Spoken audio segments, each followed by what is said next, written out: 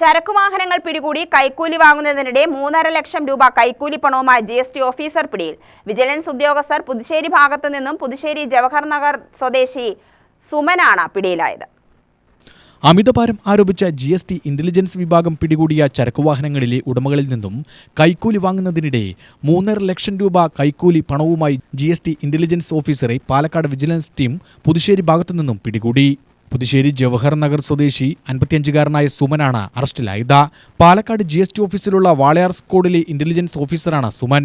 2 ആഴ്ച മുമ്പ് സ്ക്രാപ്പ് കയറ്റി വന്ന 2 വാഹനങ്ങൾ സുമന്റെ നേതൃത്വത്തിലുള്ള ഇന്റലിജൻസ് സ്ക്വാഡ് പരിശോധനയ്ക്കിടെ പിടികൂടിയിരുന്നു. അമിതഭാരം ആരോപിച്ച് വാഹനങ്ങൾ കസ്റ്റഡിയിലുമെടുത്തു. ഇതിന് പിഴയും ചുമത്തി. ഇതൊഴിവാക്കാൻ കൈക്കൂലി ആവശ്യപ്പെട്ടു. 4 ലക്ഷം രൂപയാണ് സുമൻ ആവശ്യപ്പെട്ടത്. തുടർന്ന് 3.5 ലക്ഷം രൂപ പറഞ്ഞ് ഉറപ്പാക്കുകയായിരുന്നു. ഇത് വാങ്ങാൻ ഞായറാഴ്ച പുതുശ്ശേരി കുരുടിക്കാട് വെച്ച് ഒരുങ്ങുമ്പോഴാണ് ലോറിക്കാരുടെ വേഷത്തിലെത്തിയ വിജിലൻസ് ടീം സുമനെ വളഞ്ഞു പിടികൂടിയത്. ലോറിയുടമയുടെയും ജീവനക്കാരുടെയും പരാതിയിലായിരുന്നു വിജിലൻസിന്റെ മിന്നൽ നീക്കം. തുടർന്ന് സുമന്റെ ജവഹർ നഗറിലെ വീട്ടിലും പരിശോധന നടത്തിയാണ് ഉദ്യോഗസ്ഥർ മടങ്ങിയത്. നേരത്തെയും ഇദ്ദേഹത്തിനെതിരെ കൈക്കൂലി ആരോപണമുണ്ടായിരുന്നു. UTV news, Palakkad.